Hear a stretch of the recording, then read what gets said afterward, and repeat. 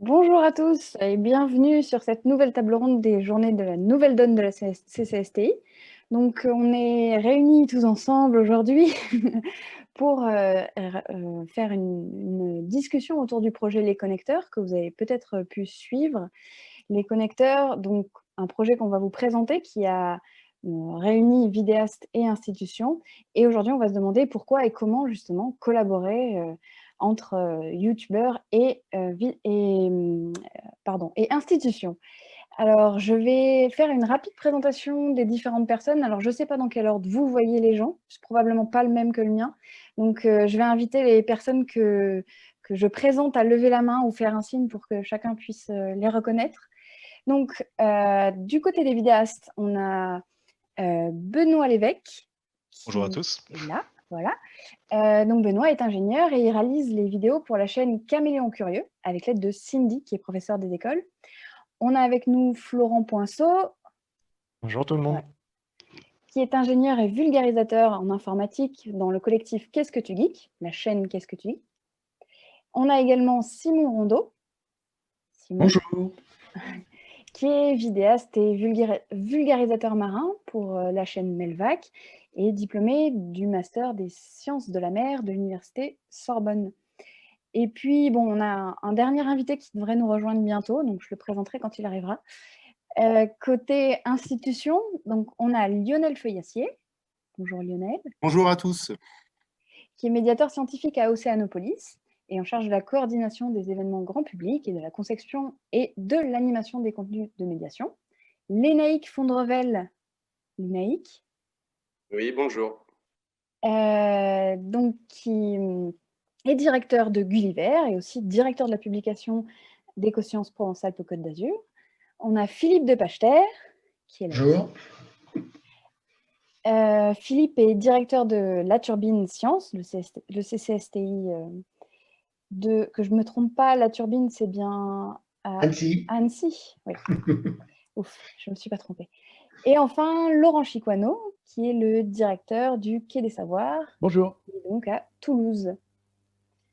Donc, je vais laisser la parole à Benjamin, qui a coordonné l'événement, enfin le projet Les Connecteurs, qui va nous le présenter. Et puis, ensuite, nous commencerons la table ronde. À toi, Benjamin.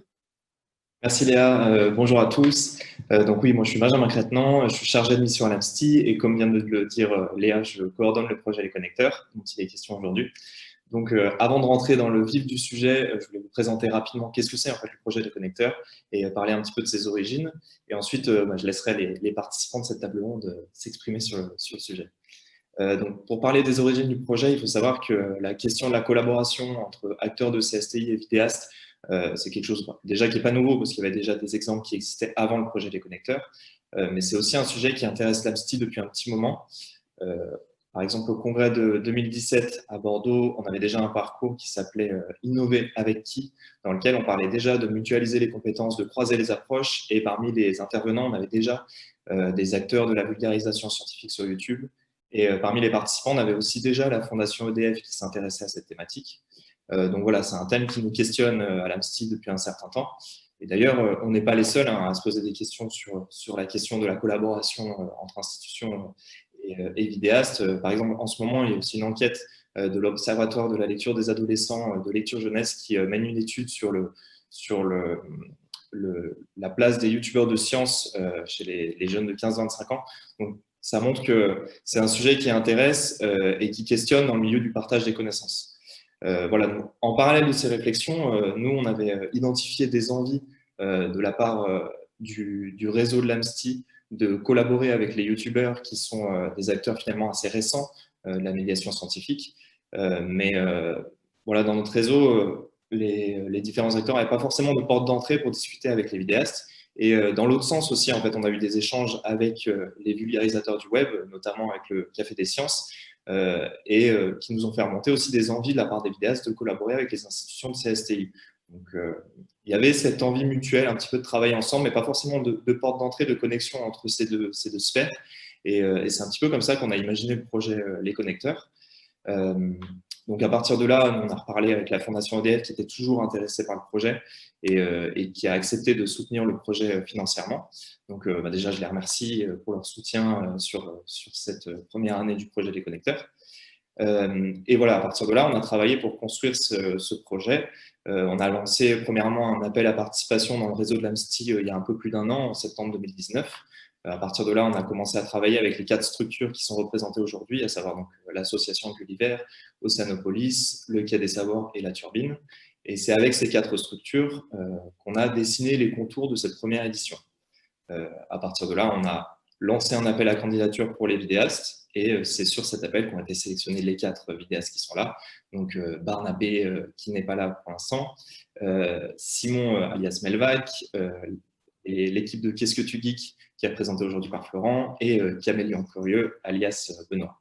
Donc voilà, comme vous pouvez constater, il n'y a pas de vidéaste femme. Ça, c'est un des gros regrets qu'on a dans le projet. C'est pas contre vous les gars, mais on aurait bien aimé qu'il y ait des participants, des vidéastes femmes, mais ça n'a pas été le cas pour des raisons indépendantes de notre volonté. Mais voilà, on avait donc, ces 4 structures et ces 4 vidéastes, et à partir de là, on a constitué des binômes, et ça a mené à avoir donc, une résidence d'1 semaine dans chacune de ces structures, avec aussi à la clé une bourse de 3 000 € pour les vidéastes participants. Ces résidences, au départ, elles devaient avoir lieu en avril.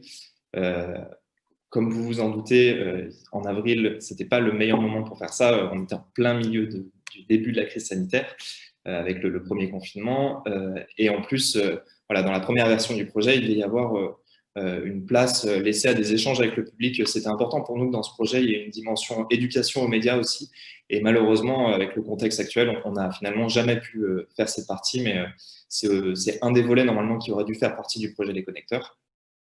Mais du coup, bon, on a quand même réussi à mettre en place ces résidences qui ont eu lieu fin juin, début juillet, et du coup dans 4 régions différentes de France, puisque les 4 structures qui sont participantes sont dans 4 régions, donc Provence-Alpes-Côte d'Azur pour Gulliver, Brest pour Océanopolis, Toulouse pour le Quai des Savoirs, et enfin Annecy pour la Turbine. Et l'objectif de ces résidences, c'était d'avoir la création d'une vidéo à l'arrivée. Ce qui est important de préciser, c'est que ces vidéos, on les voyait, dans la philosophie du projet, ce n'est pas du tout une commande de la part des structures, c'est une carte blanche qui est laissée aux vidéastes. Alors certes, il y avait un thème qui était défini par les structures et auquel se sont pliés un petit peu les vidéastes, mais ensuite, il y avait vraiment une vraie liberté de création, et ça, je laisserai les participants revenir là-dessus plus en détail. Et donc, ça a donné 4 vidéos, comme je le disais, qui sont sorties en octobre, et qui sont disponibles sur YouTube. Donc, si vous ne les avez pas encore vues, je vous invite à aller les voir sur les chaînes YouTube de nos participants respectifs.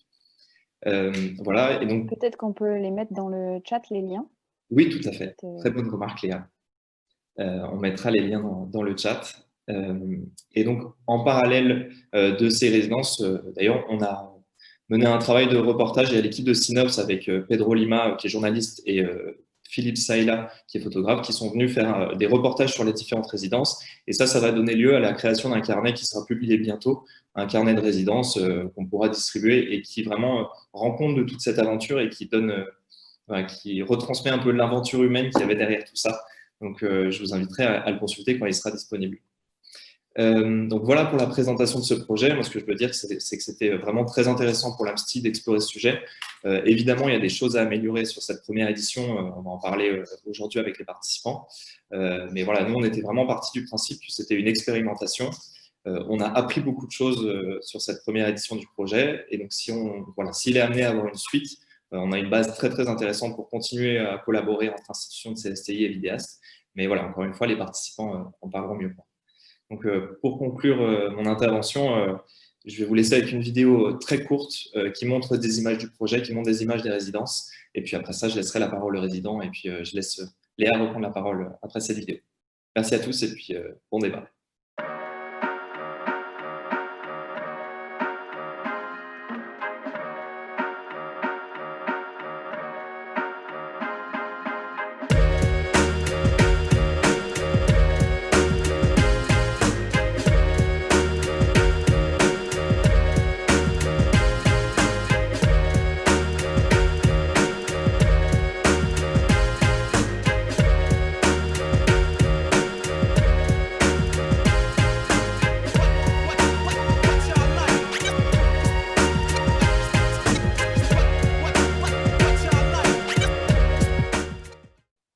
j'espère que vous avez apprécié ce petit montage. Alors, Benjamin a déjà bien expliqué le principe du projet. J'avais envie d'avoir un petit peu l'avis des différentes personnes qui représentent les structures. Pourquoi, diable, vous êtes-vous lancé dans cette galère? En fait, qu'est-ce qui vous a motivé? Qu'est-ce que vous attendiez de cette collaboration? Alors peut-être, je ne sais pas, peut-être Laurent, tu veux prendre la parole? Allez, OK. Merci Léa. Alors en fait une galère, non, c'était pas une galère, c'était plutôt, une aventure, assez sympathique. Pour notre part, au Quai des Savoirs, on était déjà monté dans cette galère avec, des précédents, expériences, avec des vidéastes scientifiques. Mais ce qui nous a plu dans le projet des connecteurs, c'était que pour la première fois, on pouvait le faire, ensemble. C'est-à-dire qu'on allait pouvoir être à plusieurs, institutions, centres de culture scientifique, associations, à travailler en même temps sur, cette question des vidéastes scientifiques, avec aussi plusieurs vidéastes, plusieurs collectifs et individus. Donc ça, c'était un des premiers points qui nous a plu dans ce projet, c'est qu'on allait pouvoir comme ça échanger des sujets, parce que quand on discute entre nous, alors on est tous convaincus évidemment que les vidéastes scientifiques apportent quelque chose à la médiation scientifique, à l'action culturelle autour des sciences. C'est aujourd'hui un incontournable, évidemment, les vidéos et les réseaux sociaux. Et donc, on a plein de questions qui sortent quand on commence à travailler, à discuter avec eux, à travailler avec eux. Et les connecteurs, pour nous, c'était vraiment l'opportunité de pouvoir échanger sur ces questions et échanger sur toutes ces problématiques. La première, c'est la question en fait de la relation entre l'institution de culture scientifique et puis les vidéastes qui sont la plupart du temps des individus, des individuels, des gens qui sont un peu peut-être des francs-tireurs parfois, en tous les cas des amateurs de sciences, des amateurs de la culture scientifique. Du coup, ça fait du bien aussi de frotter les institutions, alors plus ou moins grosses, à ces personnalités. Ça nous permet aussi de pouvoir échanger sur le fond et sur la forme et d'avoir comme ça des fenêtres un peu qui s'ouvrent sur d'autres façons de faire de la médiation. Nous, on parle beaucoup de médiation face publique avec nos médiateurs dans les salles d'expo. Là, on a des médiateurs face cam, donc c'est pas mal aussi d'échanger avec eux. Donc ça c'est un point important. Et puis une autre dimension, c'était de pouvoir aussi comme ça échanger entre nous sur qu'est-ce que ça nous interroge, nous, en tant que, quelles questions ça nous pose en tant qu'institution de culture scientifique. Est-ce qu'on devient des producteurs YouTube ou vidéo? Est-ce qu'on change un petit peu de nature? Et puis, qu'est-ce que ça dit aussi de nous en train de faire des réseaux sociaux et de la vidéo numérique, si je peux m'exprimer ainsi, dans le sens où on est tous on a tous monté des chaînes YouTube avec tous quelques dizaines d'abonnés, et comparé à tous ces YouTubeurs qui ont plutôt des centaines et des milliers d'abonnés. Et donc, qu'est-ce que ça peut nous apprendre, nous, dans notre relation à notre présence en ligne? Qu'est-ce que ça vient bousculer? Qu'est-ce que ça peut nous inspirer? Voilà, donc c'était pour ça qu'on est rentré dans ce projet des connecteurs, avec grand plaisir. Et maintenant qu'on a fini cette première phase, je peux vous dire qu'on ne regrette rien. Et puis, on va peut-être arriver à répondre à pas mal de ces questions qui se posaient. Alors, est-ce que, je ne sais pas, peut-être Lionel, Philippe, Lénaïque, vous avez quelque chose à rajouter à ce qu'a présenté Laurent, ou vous aviez les mêmes motivations? Oui, Lénaïque. Ouais, en quelques mots, ouais, Laurent a pas mal défleuré le sujet. C'est vrai que nous, Gulliver, avec Écosciences, on porte depuis pas mal de temps les vidéos écoscientifiques, où on était déjà inscrits dans ces démarches-là. Avec les connecteurs, ça nous donnait le sentiment de pouvoir nous poser un peu et prendre du recul un peu sur ces choses-là. L'aspect collectif évoqué par Laurent était fondamental. Pouvoir partager ses retours d'expérience et partager ces interrogations avec d'autres structures. Pour nous, c'était vraiment important. Et il y a les aspects communauté et liens sur lesquels je reviendrai plus tard. Surtout que vous étiez des structures, certaines avaient déjà l'habitude de travailler avec des vidéastes et d'autres pas du tout. Donc du coup, ça a été aussi intéressant de partager vos expériences. Alors je vais, bon, en l'occurrence, me tourner vers les vidéastes.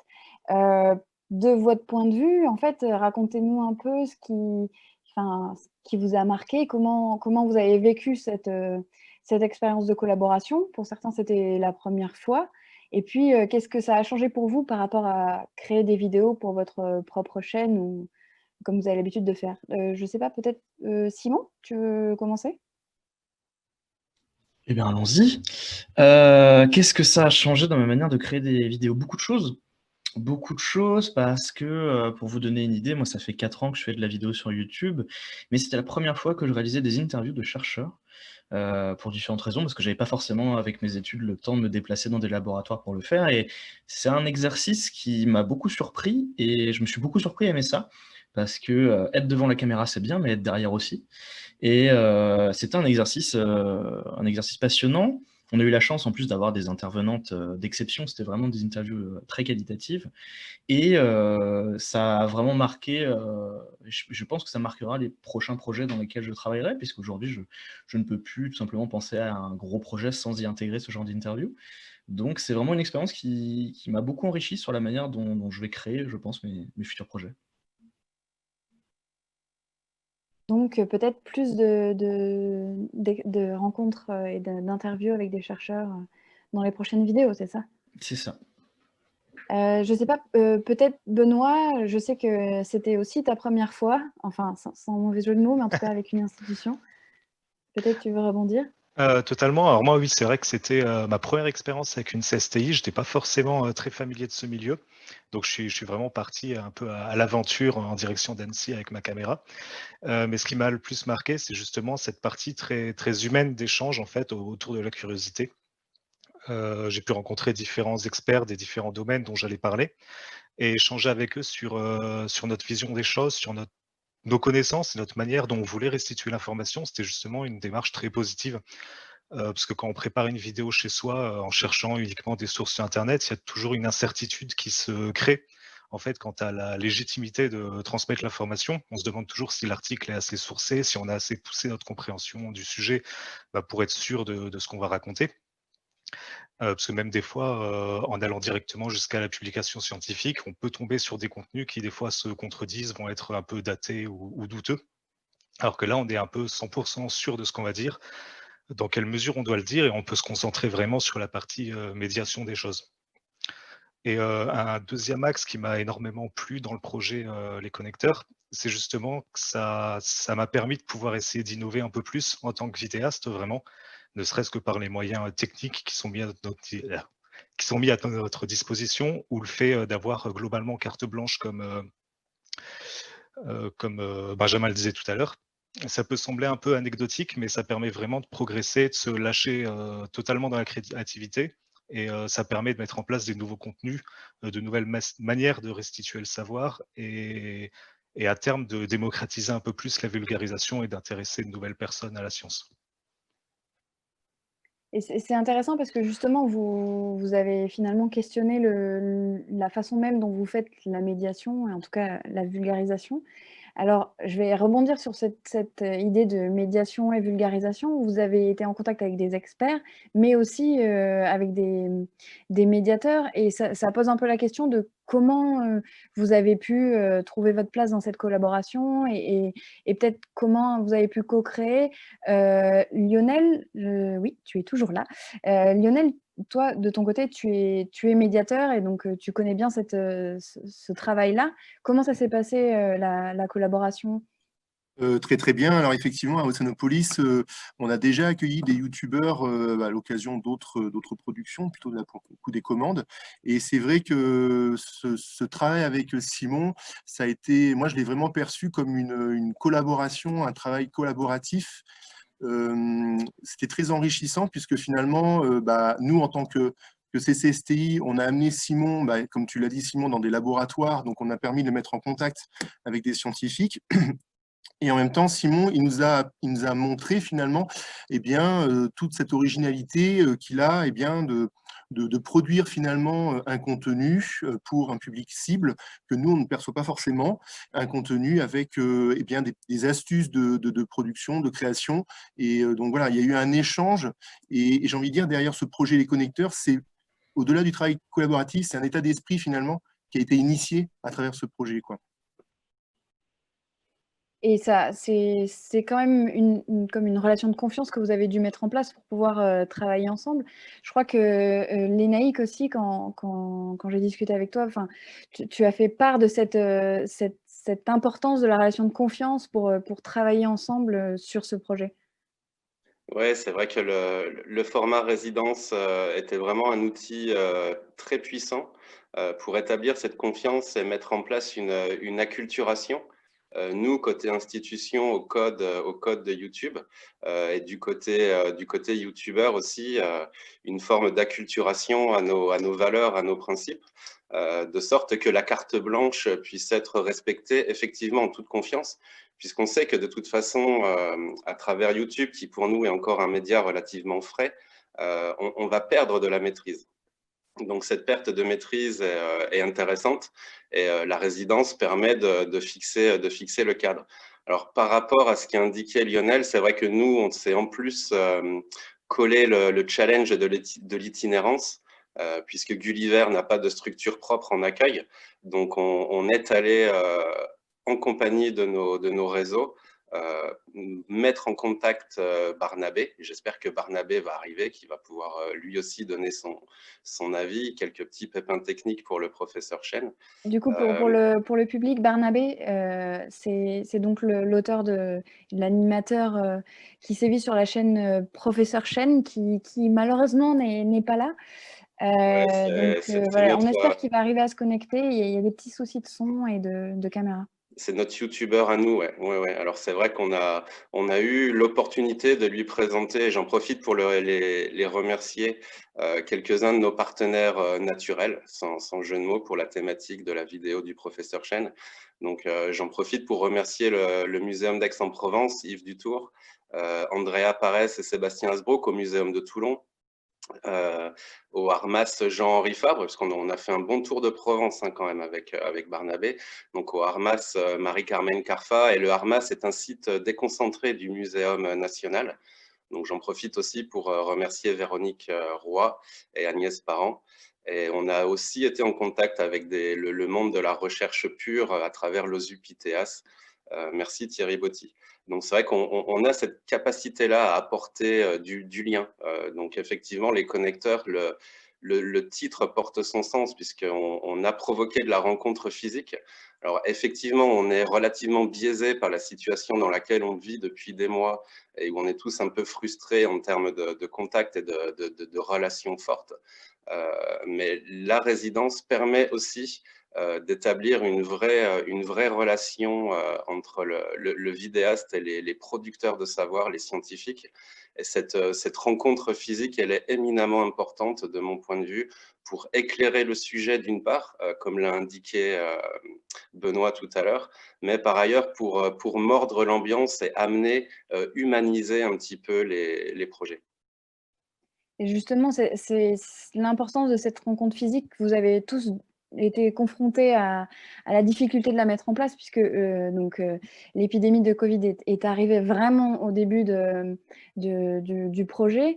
Et pour ceux qui avaient la possibilité de faire une vraie résidence dans des lieux, dans des CCSTI qui accueillent du public, ça a dû être beaucoup plus compliqué. Je pense, par exemple, Philippe, à la Turbine, vous avez dû... Enfin, comment vous avez organisé en absence de public? Qu'est-ce que ça a remis un peu en question dans la création du projet? C'est vrai que pour moi, le projet des connecteurs est arrivé à un moment donné où on mettait en place le Media Lab à la Turbine, et donc toute la démarche d'éducation aux médias, de co-création avec les publics et tout. Et effectivement, j'en attendais beaucoup de cette expérience, de ce nouveau terrain à défricher, même si on s'était approché des vidéastes dans le cadre de nos rencontres Imagination il y a quelques années. Mais si aujourd'hui je suis tout à fait satisfait et tout le monde a déjà dit ce que je pourrais dire, moi je mets juste un tout petit bémol effectivement par rapport à la crise du Covid, c'est que pour moi, je suis resté un petit peu sur ma faim parce que il y a deux notions importantes pour lesquelles on n'a pas complètement répondu. Alors, je suis content que Benoît l'ait peut-être pas perçu comme ça, mais en tout cas, moi, la notion même de résidence m'interroge. C'est vrai qu'on a l'habitude à la Turbine de travailler avec des artistes ou avec des résidences dans le cadre du spectacle vivant ou des choses comme ça. Et pour nous, la résidence est quelque chose qui s'installe, qui se travaille peut-être un peu plus sur la durée, qui qui prend forme sur le territoire et avec les équipes. Et là, j'ai eu plus l'impression qu'on a globalement, du fait de la situation, accueilli les vidéastes pour tourner leurs vidéos chez nous à un moment donné, ce qui pour moi ne correspondait pas forcément à l'attente en termes de résidence. Le deuxième point que j'ai envie de souligner, enfin par rapport au projet initial, moi ce qui m'intéressait, c'était effectivement les échanges avec le public, et notamment avec les jeunes, puisqu'il y avait cette dimension, et nous l'avions imaginé en partenariat avec un collège voisin de la Turbine aussi, et tout cet aspect-là, compte tenu des normes sanitaires du moment, n'a pas pu n'a pas pu aboutir. Et peut-être aussi dans nos relations, nous tous, avec les vidéastes aussi, où nous avons beaucoup travaillé en visio. Je pense sur la visio, on pourra en écrire un livre après. Mais en tout cas, on en voit les limites. Et moi, le bémol que je vois, c'est que peut-être qu'on a été, vis-à-vis des vidéastes, finalement, à un moment donné, certes, il y avait cette notion de carte blanche, mais peut-être qu'on a quand même été un peu trop directif parce que on était obligé d'échanger et peut-être qu'on a amené trop de contraintes. Ce qui fait que moi, ma vision, c'est toujours les effets du Covid, hein, fait que on est arrivé à des produits qui sont peut-être un peu plus, qui étaient peut-être en réponse à une commande et en conformité avec ce que nous sommes, nous, centres de sciences, que réellement, moi, ce que j'attendais, c'était le côté un peu barré, perché, qu'allait déstabiliser un peu nos pratiques habituelles de médiation. Et ça, je pense que quelque part, le Covid et la manière dont on s'est organisé n'a pas forcément facilité cette partie-là. Ça reste mon point de vue. Justement, peut-être qu'on peut revenir un petit peu, parce que j'ai vu qu'il y a des questions dans le chat qui demandent concrètement comment ça se passait. Est-ce que les structures ont choisi les youtubeurs? Qui a choisi le thème de la vidéo? Donc c'est Colette Cazin dans le chat qui posait cette question. Peut-être qu'on peut revenir un petit peu sur disons, le cadre qui était posé pour commencer ces résidences. Est-ce que quelqu'un veut prendre la parole, peut-être? Ouais, Lionel? Alors, du côté d'Ossanopolis, on a reçu en fait plusieurs candidatures et finalement, dans ces candidatures, notre choix s'est assez rapidement focalisé sur Simon parce qu'il avait un parcours, tu l'as dit tout à l'heure Léa, c'est un étudiant de Master 2 de Sorbonne Université, il faisait son stage de Master 2 à Roscoff, un partenaire scientifique d'Ossanopolis, donc finalement, on avait déjà des atomes crochus avec son parcours et puis, il est trop modeste pour le dire, mais il a eu une mention très bien et donc quand on est en Master 2 avec une mention très bien, on est forcément un excellent étudiant. Donc, du coup, il avait quelque chose, ce côté rassurant. Alors par contre, on pourra dire que plus tard, effectivement, peut-être que c'est pas forcément le bon choix parce que finalement, c'était le choix le plus facile pour nous, mais qui était effectivement le plus rassurant. Et avec ce contexte de Covid, je rejoins un peu Philippe, pour le coup, on a eu la chance d'avoir un bon vidéaste avec nous et qui s'est très bien comporté, il était extrêmement positif. Donc voilà, et le thème de la vidéo, Simon, effectivement, nous a proposé une trame qui finalement est extrêmement évolutive finalement pendant la résidence, au gré des rencontres. Simon le dira peut-être, mais il a découvert l'interview, le mode un peu reportage, et donc forcément le scénario a évolué au gré de la résidence. Je rajouterais qu'effectivement, c'était un très bon exercice parce que d'habitude, moi, quand je crée ma vidéo, j'anticipe tout de A à Z jusqu'au texte. Et là, on avait vraiment une volonté on a un squelette, on a une colonne vertébrale, on sait les grandes parties de ce qu'on veut raconter, mais par contre, tout le reste qu'il y a autour, toute la forme que ça va prendre, c'est quelque chose qui va se créer dans la résidence. Et donc, c'est un exercice totalement nouveau parce que il a fallu anticiper, mais au gré des rencontres, quand on était dans un lieu, se dire « Ah ouais, mais du coup, ça, on pourrait filmer ça comme ça pour faire ça. » Et du coup, créer un truc très, très riche sur le moment, qui vraiment est né au cœur de la résidence et qui est un exercice que j'avais pas forcément eu l'occasion de faire et qui était très, très agréable à réaliser. Je crois que Laurent voulait ajouter quelque chose. Oui, c'est vrai, c'est pour dire qu'effectivement, on était dans le contexte du Covid. Nous, on avait pris le parti de dissocier, en fait, l'action, enfin, la résidence et la relation avec les publics et notamment avec les scolaires, en disant que pendant le temps de résidence, bon, c'était compliqué de tout faire, en même temps pendant juste, une semaine. Et donc, nous, ça s'est passé quand même, de manière assez, positive. Alors, après, Florian, je te laisserai aussi, dire ton point de vue, mais c'est vrai que nous, on envisage aussi les résidences, bah, comme tu disais Philippe, hein, sur la collaboration avec les équipes. Alors, on avait donné un thème, c'est comme ça que c'était les règles du jeu des connecteurs. On avait chacun donné une thématique. Elle était super ouverte, donc c'est dans ce sens où il y avait vraiment la notion de carte blanche dans le cadre d'une thématique. La thématique, c'est aussi une façon de collaborer, hein, c'est aussi une façon de faciliter la collaboration en nous engageant pour les aider à trouver des chercheurs qui souhaitaient interviewer, les aider à rencontrer des gens qui pouvaient les aider à documenter leur sujet, à documenter leur projet. Et nous, dans l'équipe, puisque c'est Mariette notamment qui a beaucoup suivi l'équipe au quotidien, il y avait vraiment une collaboration quotidienne, je veux dire, avec Qu'est-ce que tu geeks, et avec cette idée d'essayer d'accompagner, de co-construire, coproduire, je ne sais pas quel mot il faut utiliser, mais voilà, d'être aussi au plus près de l'équipe de youtubeurs. Florent, tu peux peut-être Et en parler. du coup, voilà, j'allais donner la parole à Florent, peut-être pour que toi, de ton point de vue, tu nous expliques comment vous aviez prévu de travailler et ce que vous aviez, la différence entre ce que vous aviez prévu et ce qui est sorti au final. Ok, en fait, c'est assez simple. Ce qu'on avait prévu, nous, c'est juste ce qu'on a répondu au moment de l'appel, c'est-à-dire faire un mélange un peu particulier puisque le thème, c'était l'alimentation du futur et nous, on venait en tant que vulgarisateur informatique. Donc le lien n'est pas forcément spontané. Et en fait, c'était aussi la première fois qu'on faisait une collaboration de ce genre. Et typiquement, on est venu avec assez peu de préparation. Et justement, on voulait collaborer, donc puisque les échanges sur place n'étaient pas forcément en amont avec la crise sanitaire évidente. On a effectivement pu commencer à échanger avec Mariette pour commencer à dégrossir le sujet. Mais c'est l'intérêt d'une résidence et de passer 5 jours au sein du lieu, c'est de pouvoir travailler sur le moment, quoi. Et c'est ça qui a été vachement passionnant. C'est ouais, comme le disaient Laurent et les autres, c'est d'avoir accès aux chercheurs qui correspondent pile au sujet qu'on veut aborder. Là, en l'occurrence, avoir aussi accès à, à l'Expo Game Code Alimentation pour étayer le sujet, avoir des images, des décors, des cadres, etc.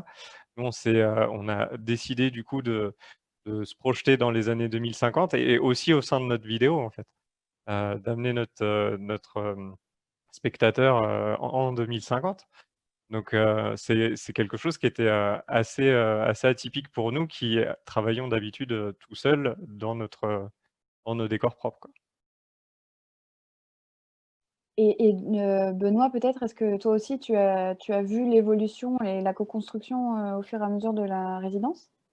Alors, c'est vrai que comme disait Philippe, moi, contrairement à, par exemple, Simon, je suis arrivé avec un scénario déjà très construit que j'avais proposé à Philippe dans un premier temps et sur lequel après on avait échangé pour essayer justement de faire quelque chose qui convenait à toutes les parties. Mais il y a énormément de parties techniques, notamment, qui, elles, ont été corrigées au jour le jour, justement, avec les échanges qu'on pouvait avoir des différentes personnes qui venaient nous rencontrer. Donc oui, c'est vraiment plus d'un point de vue démarche scientifique qu'on a réussi justement à corriger le tir, pas forcément sur la restitution totale de la vidéo. Et donc Barnabé, qui n'est pas là, me disait aussi que lui, de son côté, ce qui a pris énormément de place dans la création, c'est qu'il a fait énormément de rush, justement. Ce qui a été difficile, c'est de faire le tri parce que voilà, tout ce qu'il a pu rencontrer, voir, en fait donné a abouti à une masse d'informations et de données, et c'était presque difficile d'arriver à trier tellement les idées étaient fournies et les images étaient nombreuses. Alors, Je veux bien ouais. rebondir là-dessus. En l'absence de Barnabé, je ne peux pas me faire son porte-parole. Non, malheureusement, mais Barnabé, Ouais, si tu bon, nous vois si tu es dans le chat, peut-être tu peux j'espère qu'il faire va, une j'espère petite qu'il va arriver. Alors, je rejoins un peu le point de vue de Philippe autour de la créativité. Nous, avec le recul, on s'est interrogé si finalement on n'avait pas trop préparé en amont de la résidence le script et les contenus. Parce que peut-être qu'il y a moyen d'avoir un peu plus de créativité. C'est peut-être ça que les institutions attendent aussi de la part de YouTubeurs. Alors, sachant que pour nous, l'avantage, et je pourrais le développer plus tard, c'est que Barnabé il n'est pas de formation initiale scientifique. Il a une formation initiale en histoire, et on s'est quand même retrouvé sur pas mal de domaines. Mais le fait qu'il arrive avec un regard un peu naïf, un peu frais sur ce qui est les méthodes scientifiques, les démarches scientifiques, pour nous, ça a été très, très constructif. Et donc, du coup, il ressort un peu de cette expérimentation-là. On en a parlé entre nous pour préparer ça, que peut-être il pourrait être intéressant d'ouvrir une éventuelle saison 2 à des youtubeurs issus de mondes totalement différents. Établir des passerelles plus concrètes entre des youtubeurs qui sont plus portés sur l'art, par exemple, et qui viendraient en résidence découvrir la science qui se pratique au quotidien, pour avoir des choses un petit peu plus créatives. Après, l'autre point, ça, c'est les youtubeurs pourraient peut-être répondre à ça. Il est probablement, pour revenir sur la façon dont on a procédé, il y a eu un appel à candidature qui a été émis par l'AMSTI et des candidatures qui ont été reçues par l'AMSTI et redistribuées. Les youtubeurs arrivaient avec peu ou prou un projet ou une thématique pour faire matcher avec les thématiques de prédilection des institutions. Et c'est vrai que par rapport à ça, on a eu finalement assez peu de candidatures. Le monde de YouTube est quand même très florissant. Et finalement, je pense que l'AMSTI a reçu assez peu de candidatures.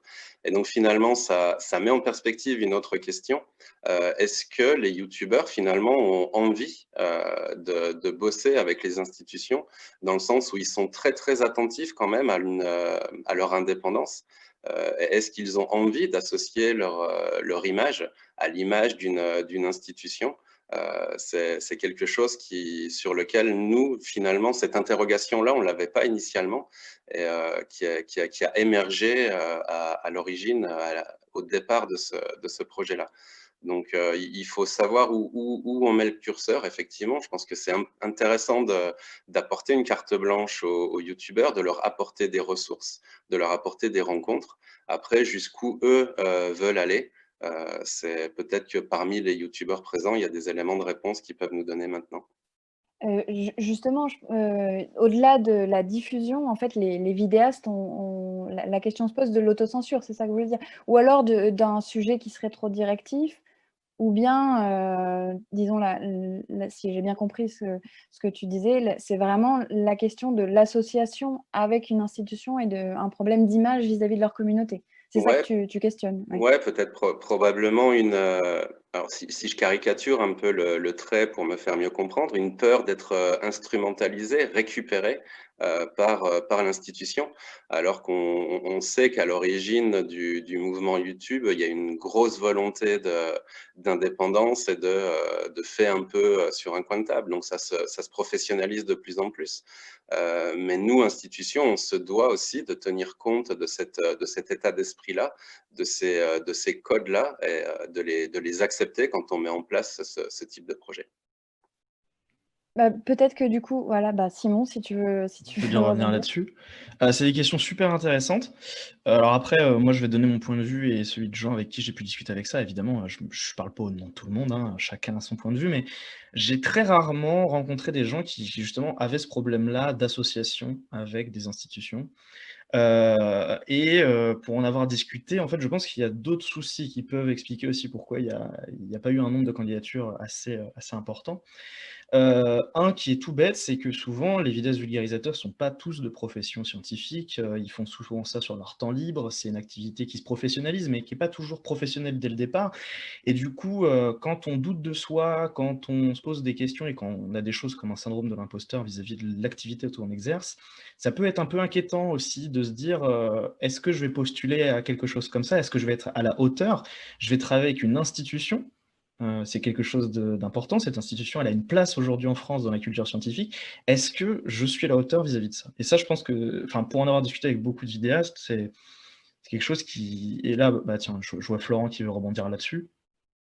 Ouais, clairement, je suis à 100% dans ce que tu dis. Tu as typiquement une carrière de vidéaste un peu plus avancée que nous, et nous, on était vraiment dans une phase où on se disait, OK, peut-être qu'on peut commencer à se professionnaliser, peut-être qu'on peut répondre à cet appel d'offres. Juste ça nous a pris 2 ans à se dire, OK, peut-être qu'on est légitime pour le faire. Donc non, et il n'y a aucune, enfin, en tout cas de mon point de vue, et effectivement du point de vue des autres vidéastes que je côtoie, aucune défiance envers les institutions ou de peur d'être étiqueté.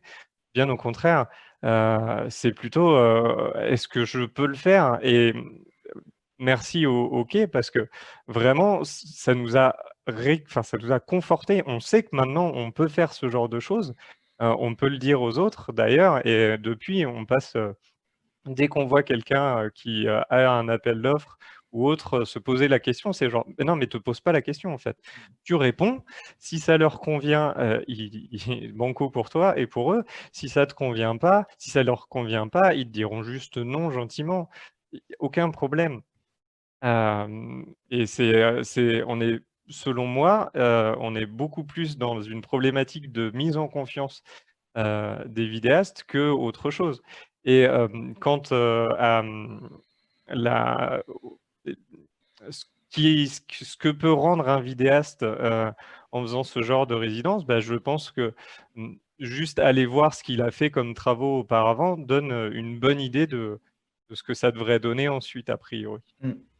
Et du coup, il y a un deuxième point, je pense, qui peut rentrer en jeu là-dedans, qui est un point un peu plus technique, c'est qu'aujourd'hui en France, les vidéastes scientifiques, il y en a un nombre tout petit qui arrive à vivre en fait de cette activité. Et aujourd'hui en France, on a énormément de gens qui font ça sur leur temps libre, qui font ça, c'est même pas une activité professionnelle, c'est juste une passion. Et même quand ça se professionnalise, on n'est pas avec un modèle économique qui nous permet d'avoir une stabilité financière suffisante pour pouvoir complètement aller là-dedans, ce qui pose une question aussi de temps.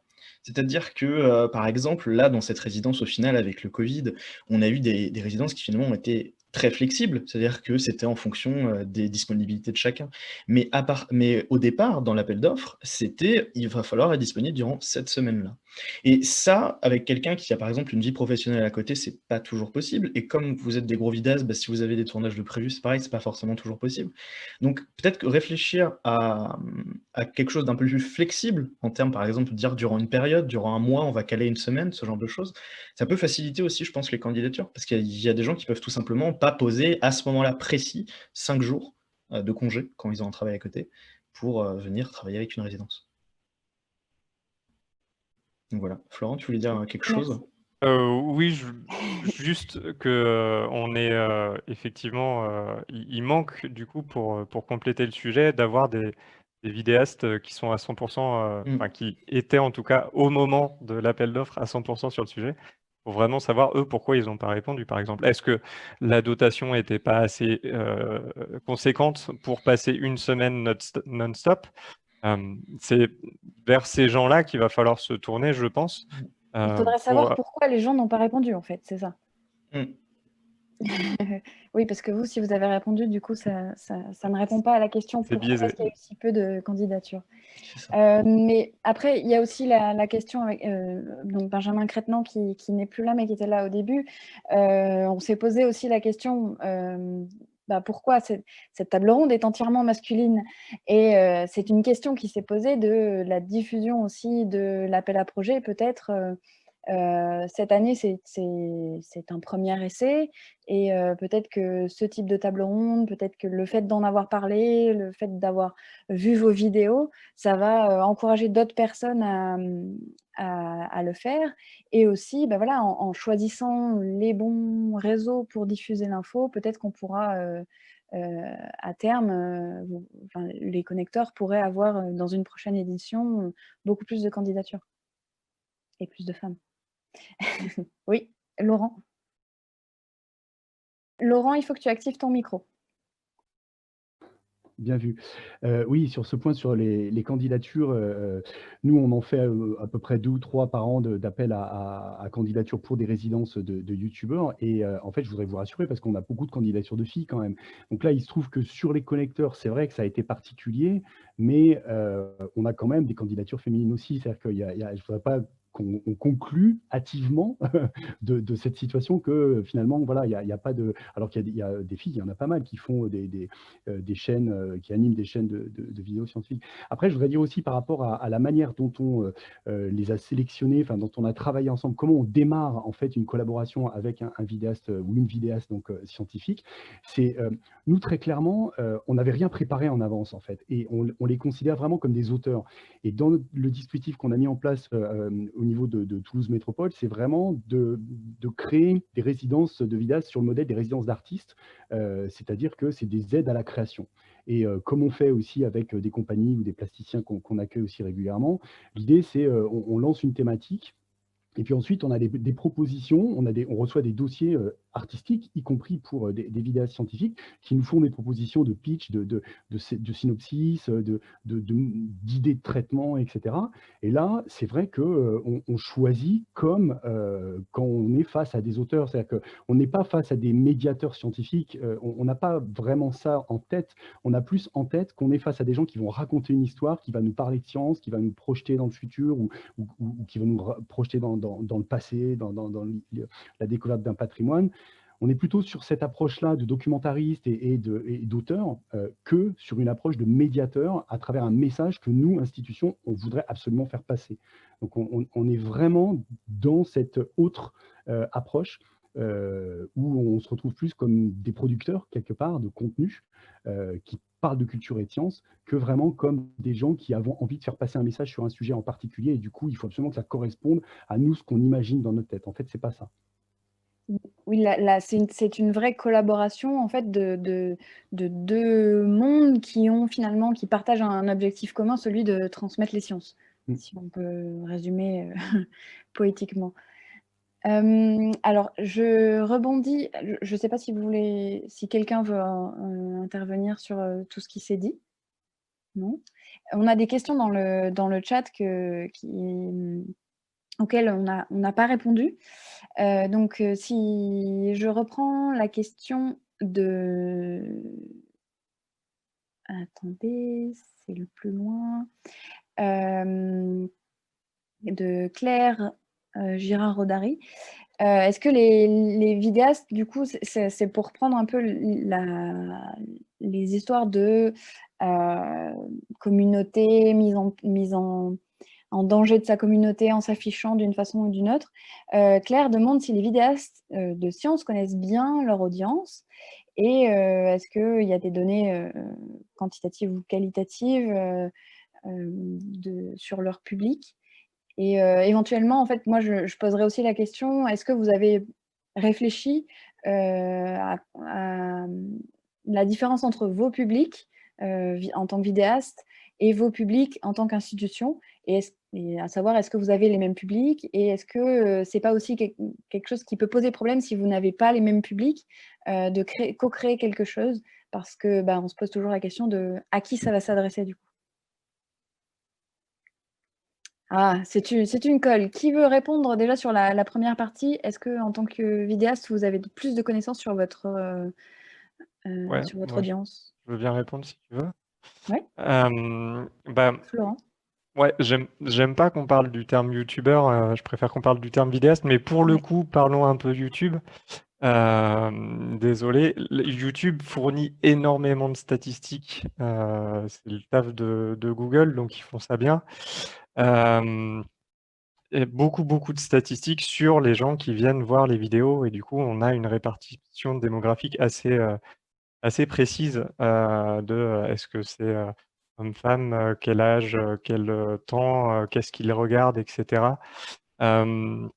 Donc ça, on le sait assez bien. Typiquement, nous, on est sur la plupart de nos vidéos, c'est assez triste. Sur Qu'est-ce que tu geeks, on est quasiment à 100% d'hommes entre 25 et 35 ans. Donc ces choses-là, on les sait très bien et je pense que ce n'est effectivement pas le même public qui se rend, si on prend notre exemple au Quai des Savoirs. Et c'est pour la deuxième partie de la question, et c'est justement ça que je trouve intéressant en fait.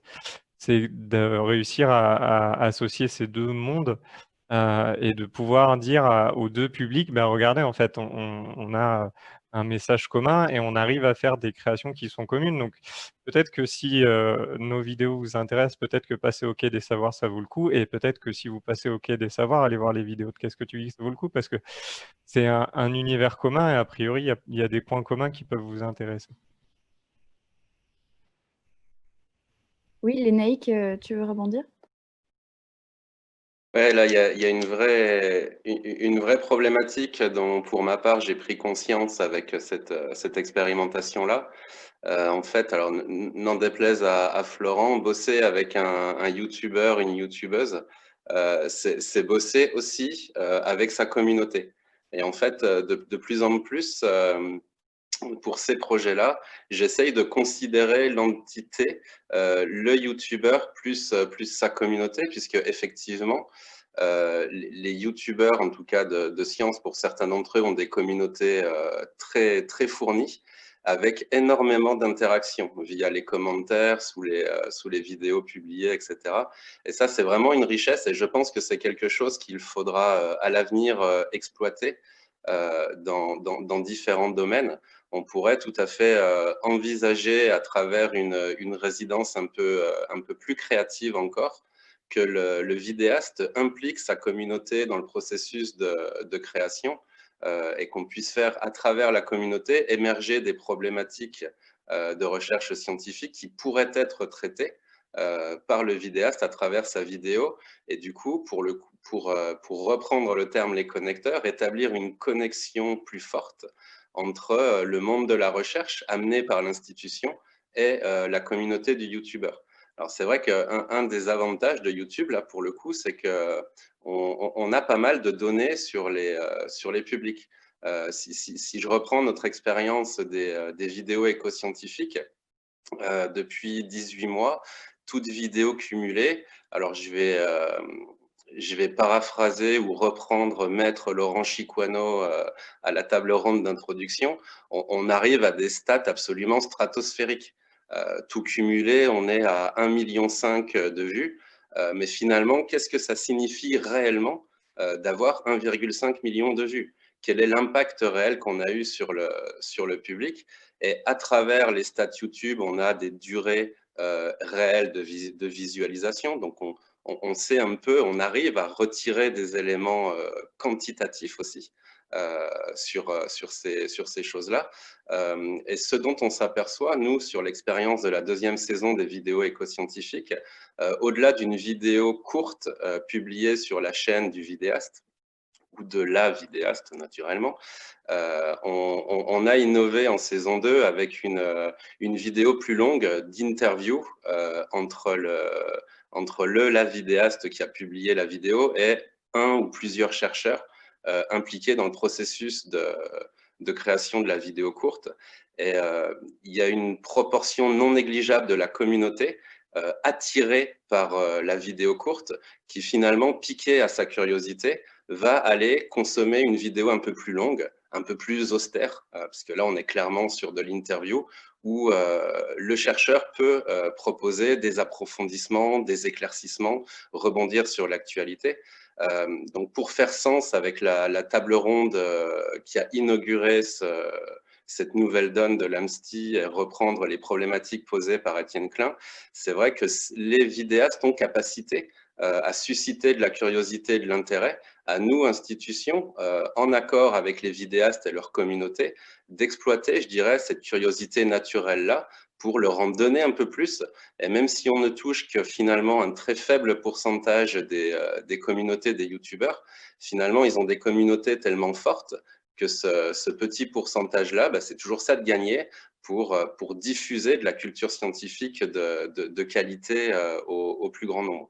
Et donc, par rapport à ça, ce qui est intéressant aussi pour les membres de l'AMSTI qui souhaiteraient s'engager dans des démarches de se rapprocher des vidéastes, il faut naturellement bien tenir compte aussi dans le choix du vidéaste qui est fait, de sa propre ligne éditoriale, de comment il interagit avec sa communauté.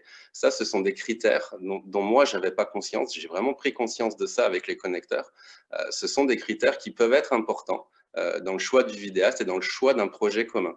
Naturellement que l'institution ne va pas imposer un ton ou une ligne éditoriale au vidéaste ou à la vidéaste, mais il faut vraiment s'assurer qu'il y a un champ commun et que chacun va respecter un petit peu les valeurs et la ligne éditoriale de l'autre. Et je pense qu'il y a vraiment des super projets qui peuvent émerger de ces collaborations-là. Oui, bah, Lionel, peut-être. Merci Léa. Pour rebondir, nous, à Oceanopolis, à Brest, c'est vrai qu'on a eu l'expérience de travailler avec une youtubeuse, mais pas scientifique. Et donc, le fait maintenant de travailler avec un vidéaste scientifique, donc Simon, j'ai vraiment pu percevoir finalement la différence dans le travail, dans la construction. Et quand j'entends là les remarques, moi, on ne savait pas du tout avec Anne Rognan finalement quel allait être le résultat de cette création. Et finalement, quand on regarde la vidéo de Simon, on a quand même l'habitude à Oceanopolis de recevoir beaucoup de scolaires. On adapte énormément d'ateliers pédagogiques pour les scolaires, du cycle 1 au master. Et là, on s'est dit, tiens, c'est rigolo, finalement, cette vidéo qui a été produite, elle devrait plaire aux enseignants parce que finalement, on l'a certainement un petit peu aiguillé. Simon, on lui a proposé des choses, on a énormément échangé. Malgré tout, Simon a gardé il est resté très fidèle finalement à sa charte, à sa ligne, mais on retrouve dans cette vidéo des grandes parties qui pourraient être abordées par les enseignants. Et là, je me dis, tiens, c'est marrant, finalement, peut-être qu'on touche, sans le vouloir, un nouveau public auquel on n'avait pas forcément pensé, même si on a l'habitude de recevoir énormément d'enseignants et qu'on est très engagé avec l'éducation nationale. Moi, si je peux rebondir là-dessus, je suis totalement d'accord avec Lionel. Et même moi, en fait, je me suis surpris à me dire ça, mais à la fin. C'est-à-dire qu'en fait, c'est vraiment le moment où la vidéo était terminée. Je me suis dit, mais en fait, c'est une vidéo qui pourrait être passée en classe, en fait. Et ça a d'ailleurs notamment déjà été le cas, puisque là, actuellement, je travaille sur un dispositif notamment qui travaille avec des collèges, et on a eu des projections qui ont été faites auprès de certains élèves où le proviseur était bluffé qu'on ait réussi à capter l'attention de 15 élèves pendant plus d'un quart d'heure. Donc, c'est vraiment des outils qui peuvent simplement être utilisés hors de ce cadre-là. Et c'est assez intéressant parce que c'est vrai que c'est quelque chose qui a été un petit peu aiguillé, mais qui finalement était pas forcément prévu encore une fois au départ. Et c'est intéressant. Voilà. Justement, il y a une question dans le chat d'Eric qui nous demande, qui demande est-ce qu'on a pu avoir un retour du public? Est-ce qu'ils ont apprécié? Est-ce qu'ils ont trouvé de l'intérêt au résultat de ces collaborations? Moi, je vais répondre très brièvement. Oui, parce que moi, c'était la première fois déjà que je faisais des interviews, donc déjà mon public, il était pas forcément prêt à voir ça popper dans ma prochaine vidéo. Aussi parce qu'il y avait le côté résidence. On part à l'aventure dans une structure, dans un autre département, dans une autre région. Donc on change un petit peu de décor. Donc, et puis aussi parce que j'ai l'impression qu'on a eu un peu tous envie aussi d'utiliser la bourse qui nous était attribuée pour acheter du nouveau matériel, pour tenter de nouvelles choses, et puis toujours aussi dans cette mouvance de nous améliorer. Moi, par exemple, j'ai pu acheter un drone et faire des plans en drone. Donc c'est vrai que quand on est juste habitué à me voir dans un laboratoire avec la caméra fixe, voir dans la prochaine vidéo un plan en drone, effectivement, ça surprend. Et ça surprend agréablement. Et donc, à ce niveau-là, il y a eu beaucoup de retours positifs. Ouais, Florent aussi. de notre côté aussi, on a eu de très très bons retours. Faut dire aussi que pour le coup, nous, c'est la première fois où on met beaucoup d'artistique dans cette vidéo parce qu'on a fait une mise en scène, ce qu'on fait très légèrement d'habitude. Là, on a clairement un scénario complet. On a créé un un univers complet avec un café des sciences du futur.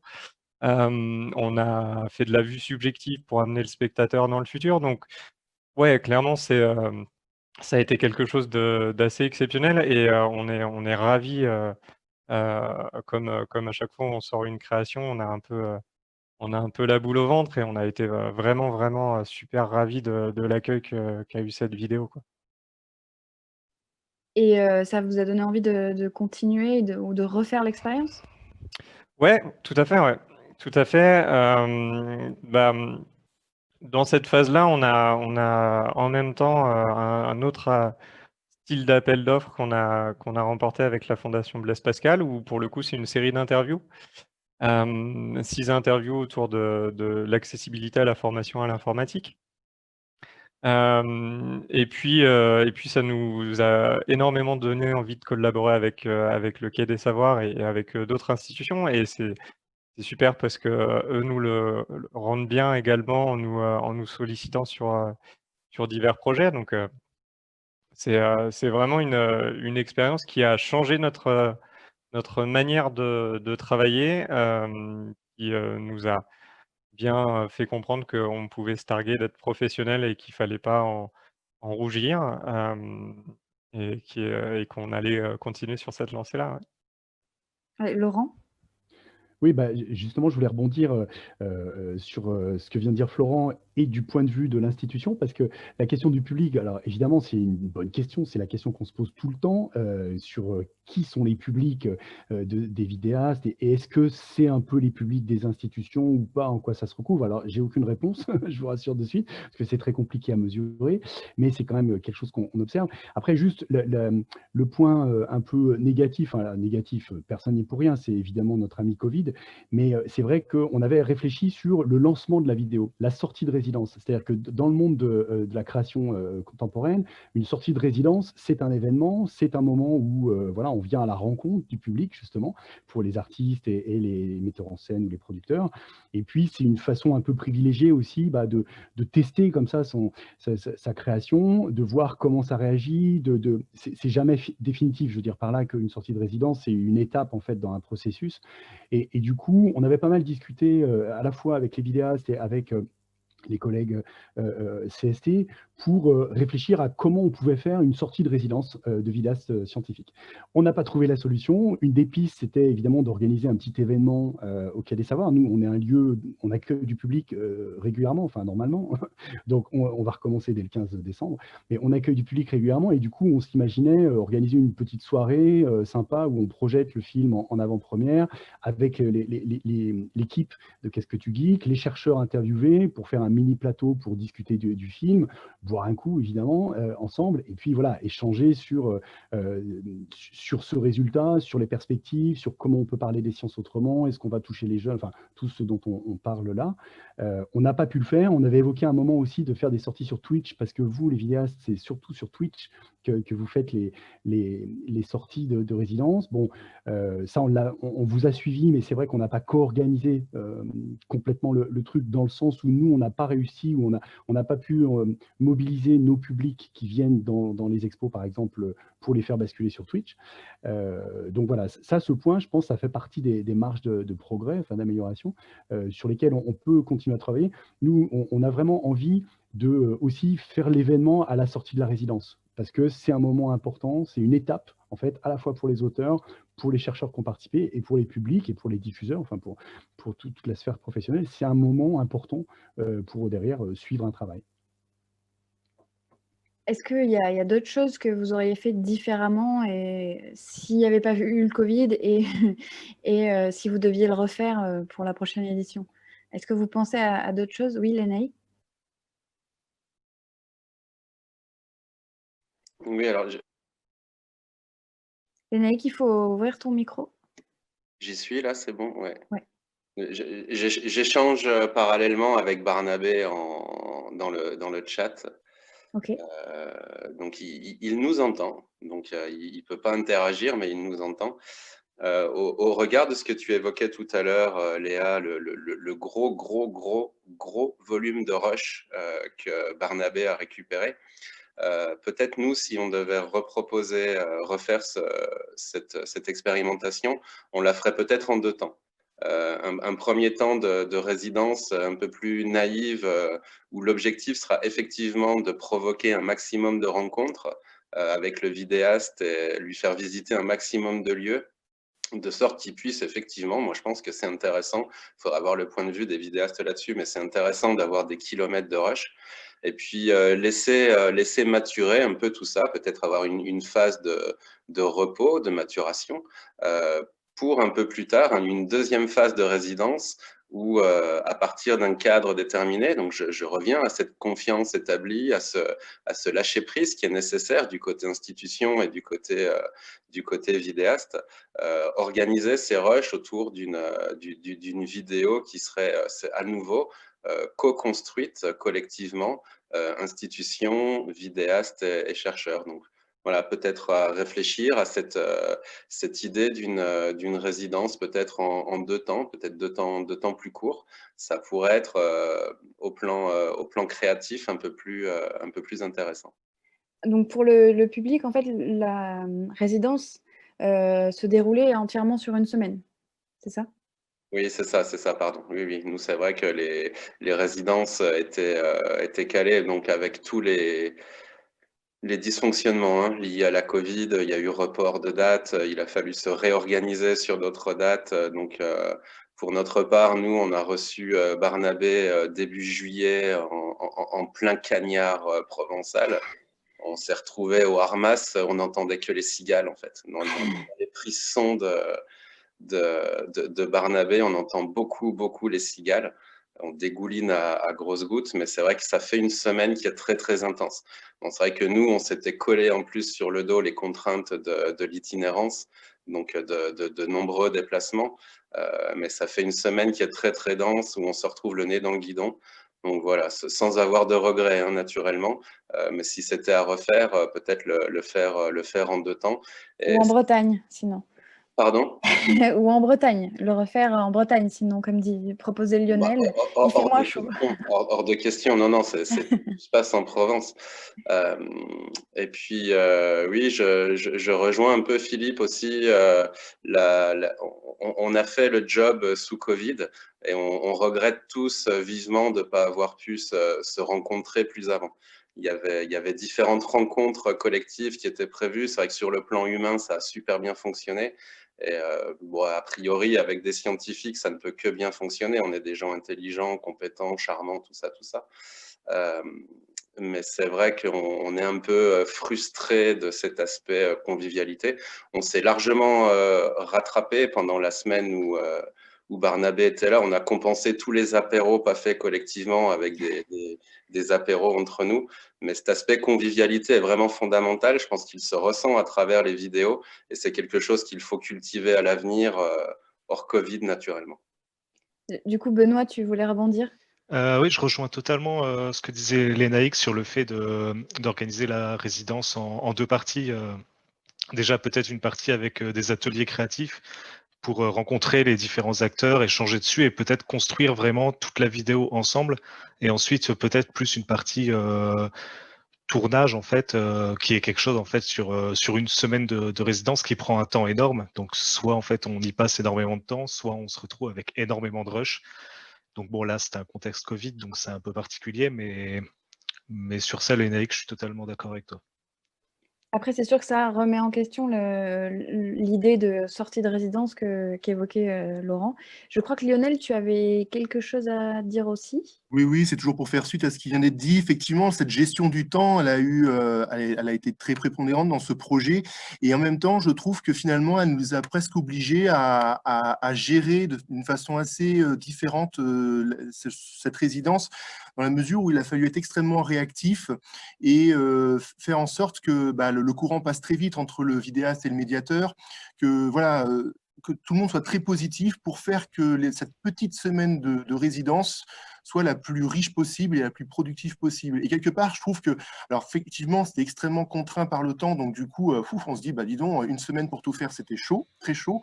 Mais en même temps, je trouve qu'il y a eu un côté très positif qui nous a presque obligés à être sympa. Moi, j'ai dû être sympa avec Simon et j'ai dû quoi. Donc voilà, c'est ça. Et peut-être que cette contrainte du temps, quelque part, a eu un aspect bénéfique. Pour moi, en tout cas, c'est celui-là. Si je peux rajouter, c'est vrai que si on avait plus de temps, peut-être qu'on se serait pas autant bien entendu, hein, ça c'est sûr. Mais ouais, non, c'est vrai que cette contrainte de temps, elle est intéressante. Je vais peut-être faire un petit parallèle. Moi, ça m'arrive de temps en temps de faire des 24 heures de réalisation, où on a juste 24 heures pour faire un court-métrage, écrire, le tourner, le monter. Et c'est vrai qu'il y a un côté très... on souffre parce Ouais. que c'est très très intense, mais en même temps, ça donne un résultat qui a une ambiance, une saveur qui est vraiment unique. Et moi, j'ai retrouvé un petit peu ce genre de sentiment dans cette résidence, c'est qu'effectivement, on était toujours en rush, on savait exactement ce qu'on devait faire, mais on enchaînait. Pour vous donner une idée, moi je suis allé en résidence à Ossanopolis, j'ai passé très peu de temps dans l'aquarium, ce qui est quand même assez paradoxal. Parce que du coup, il faut qu'on aille dehors, ensuite il faut qu'on aille sur le terrain, il faut qu'on aille dans le laboratoire, mais ça donne quelque chose de très intéressant à la fin. En fait, ça reprend un peu le principe des hackathons et aussi enfin, toi, tu parles des keynotes, donc qui sont des séquences où on donne un sujet et puis tu fais une vidéo dans le week-end et on regarde toutes les vidéos à la fin du week-end. Mais pour ceux qui ont déjà vu ou participer à des hackathons, c'est aussi cette intensité dans la réalisation. Je crois que Florent, tu voulais rebondir aussi là-dessus? Ouais, Beaucoup je de voulais, rebondissements, beaucoup. ouais, je voulais revenir sur le coup de faire en 2 temps et d'accompagner le vidéaste. Pour moi, si les institutions prennent un vidéaste, c'est pour qu'il fasse la vidéo, quoi. Du coup, je comprends pas, enfin, je suis pas sûr d'être d'accord avec le fait de faire ça en 2 temps et d'accompagner plus. Oui, on s'est aussi retrouvé avec énormément de rush et on a fait énormément de travail de post-prod. On y a passé énormément de temps, mais c'est notre job, en fait. Si on a mal calculé notre coût, tant pis pour nous. Il faut pas trop prendre par la main les vidéastes. C'est leur métier de sortir une vidéo. Les contraintes sont claires. Il y a une semaine. Si on décide d'y passer 2 mois derrière, notre faute, tant pis pour nous. Il fallait mieux calculer. Pour moi, si on ne sait pas le faire, ça fait partie de l'apprentissage qui peut être apporté par cette résidence, que justement de se canaliser et de se dire: «OK, bah, je n'ai qu'une semaine, j'ai eu une dotation fixe. Qu'est-ce que je vais être capable de sortir avec ça, de le proposer?» Mon propos n'est pas de dire de ne pas d'être buté, borné et de ne pas discuter avec l'institution, bien au contraire. Mais si vous prenez une résidence de vidéaste, selon moi, c'est pour ses capacités de vidéaste, donc sa capacité à faire une vidéo dans le temps qui lui est imparti. C'est la relation de confiance dont parlait Naïk plutôt dans la table ronde. Alors, une dernière petite question qui vient du chat, c'était pour Lionel. En quoi l'approche du vidéaste scientifique était différente de celle de la youtubeuse non scientifique? Peut-être rapidement, avant qu'on conclue cette table ronde. Oui, bah pour le coup, on rejoint ce qu'on venait de dire à l'instant. Justement, cette notion de temps, le fait qu'on ait des vraies contraintes temporelles fait que Simon a l'expérience est venu déjà avec une espèce de synthèse bibliographique. On a beaucoup correspondu ensemble autour de publications scientifiques. Et donc, finalement, c'est vrai que voilà, il est arrivé déjà avec un contenu en tête et avec une espèce de ligne directrice qui nous a permis de gagner du temps. Et peut-être que, alors avec notre youtubeuse de l'époque, on avait un peu plus de temps de production, mais c'est vrai que je ne la vois pas faire tout ce travail finalement en amont, presque un travail de journalisme hein, pour le coup, qu'a fait Simon en arrivant à Ossanopolis, avant d'arriver même à Ossanopolis. Et puis, parce que c'était un étudiant, alors c'est peut-être un peu, pour le coup, mais vu que c'est un étudiant en biologie marine, il avait quand même déjà en tête des grandes notions, et donc il avait des questions très pertinentes à poser déjà aux scientifiques dans les laboratoires. Là où il serait intéressant finalement, c'est d'avoir un vidéaste scientifique d'un autre domaine, et de voir justement quelle serait sa façon de procéder ici à Ossanopolis, quoi. Moi, je rajouterais juste un tout petit truc. Je pense qu'effectivement, pour revenir à ce qu'on a dit avant, c'est aussi intéressant de faire intervenir des vidéastes qui ne sont pas du tout de profession scientifique, parce qu'il y a une créativité qui est différente. Moi, je sais, par exemple, je travaille avec des amis, quand des fois sur certaines vidéos, qui sont des beaux-arts. J'adore travailler avec eux parce que du coup, on n'a pas du tout le même regard et du coup, on s'enrichit de nouvelles choses. Il est vrai, cependant, que quand on est une institution de culture scientifique, travailler avec quelqu'un qui a la philosophie scientifique, ça permet de, logistiquement, on va dire, que ça aille parfois plus vite. Mais c'est pas pour ça que le résultat à la fin est meilleur. Et ça demande juste un peu plus de travail en amont et d'accompagnement, je pense. Et effectivement, le point de vue créatif, après, bon, la créativité, ça peut prendre bien des formes, mais c'est vrai que moi, de mon côté, je suis pas super créatif sur la forme de ce que j'ai produit. Cette créativité, elle s'exprime de par mon montage, elle s'exprime de par mes illustrations, surtout. Et je me souviens que quand j'ai montré la vidéo à Oceanopolis la première fois, ils m'ont dit « Ah ouais, on s'attendait à un truc un peu plus barré, tu nous as fait un mini-documentaire. » Et oui, oui, totalement. Mais effectivement, peut-être que si ça avait été quelqu'un avec une sensibilité différente et pas de formation scientifique, il y aurait eu peut-être besoin d'un peu plus d'accompagnement. Là, on aurait eu quelque chose de vraiment créatif dans la manière de parler, d'aborder les choses, de construire le propos. Donc, je pense, de toute façon, je pense qu'il faut tout, hein. Je pense que les deux sont intéressants. Mais effectivement, si c'est le côté créatif vraiment qui vous intéresse, peut-être déjà regarder un petit peu plus en détail ce que fait le vidéaste sur sa chaîne, parce que ça se voit très vite, hein, quelqu'un qui est très barré, des chaînes de vulgarisation sur YouTube, il y en a plein. D'autres qui sont un peu plus, on va dire, je sais pas comment qualifier ça, mais un peu plus droit quoi, dans ce qu'ils présentent, ça existe aussi. Donc c'est des choses qui se voient très rapidement au moment des candidatures, je pense aussi. Alors, on va tous souhaiter la bienvenue à Barnabé. Je ne sais pas si Barnabé, tu nous entends et si tu peux nous parler. Si, alors je vous entends, mais est-ce que vous m'entendez? Parfaitement. Sérieux? Oui. Putain. Ouh là là. Ben, bonsoir à tous, merci. Donc, je vais juste te laisser 2 minutes avant de donner la parole à Philippe qui voulait rebondir et on pourra peut-être conclure sur cette idée de créativité. Mais voilà, est-ce que, Barnabé, tu veux nous dire 2 mots sur tout ce qu'on a dit? Est-ce qu'il y avait des choses sur lesquelles tu voulais rebondir? Alors, je ne sais pas forcément ce que vous avez abordé puisque j'avais pas de son. Oh, d'accord, d'accord. Donc, je ne sais pas vraiment ce que vous avez abordé. Peut-être, toi, comment tu as vécu la création de cette vidéo? Donc, on parlait beaucoup des rushs. Est-ce que, de ton côté, comment ça s'est passé et qu'est-ce que ça a changé par rapport à ta façon de travailler d'habitude? Alors, par rapport à d'habitude, en fait, c'était tout un ensemble de nouvelles pratiques que j'ai eu à faire parce que, alors, je ne sais pas ce qui s'est dit, hein, mais désolé si je répète, mais Beaucoup de choses. dans un environnement totalement différent, déjà être au sein d'une institution bien établie, donc ça, franchement, c'est la première fois. Avoir un planning bien défini avec des interviews, des intervenants différents, enfin, tout ça, c'était des premières fois, donc forcément, ça a été quelque chose de très, très... il a fallu se mettre, s'adapter très rapidement.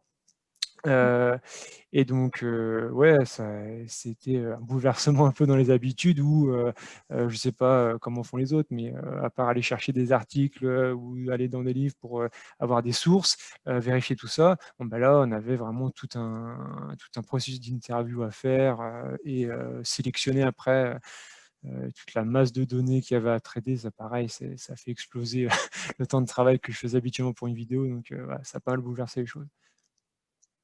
Et du coup, ça t'a quand même donné envie de continuer de renouveler l'expérience? Évidemment. Oui, c'était très chaud dans le sud, c'était très long, une bonne semaine, bien chargé, mais c'était tellement bien. Enfin, franchement, découvrir les réserves des musées, on a fait une itinérance, donc plusieurs muséums, les réserves des muséums, les intervenants. C'est tellement chouette de pouvoir découvrir cet univers-là, d'être en lien avec des personnes qui sont passionnées par ce qu'ils font et qui nous accordent un peu de temps. Oui, évidemment que ça donne envie de refaire l'expérience, c'est clair. Et Philippe, peut-être tu voulais rebondir sur ce qu'on disait tout à l'heure? Oui, je voulais rebondir après ce que disait Florent, parce que ça m'a un petit peu perturbé sur le fait que nous, les structures, on commandait une vidéo. Moi, si j'étais rentré dans le projet des connecteurs juste pour commander une vidéo à un vidéaste, je ne serais pas resté ou je ne serais pas dans le projet des connecteurs.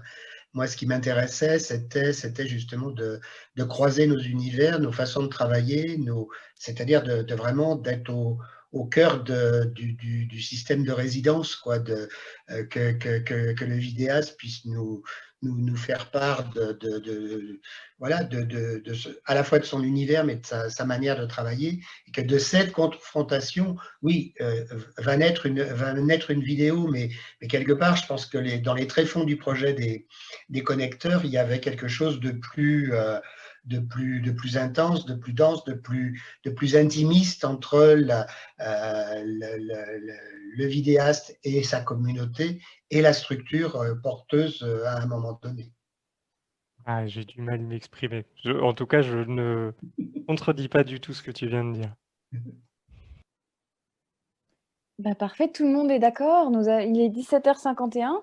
Je pense que la plupart des questions dans le chat ont été répondues justement par Mariette, Eléa et Alexandrine aussi, je crois, et Tom, que l'on remercie grandement, qui ont pu et Anne aussi qui était là.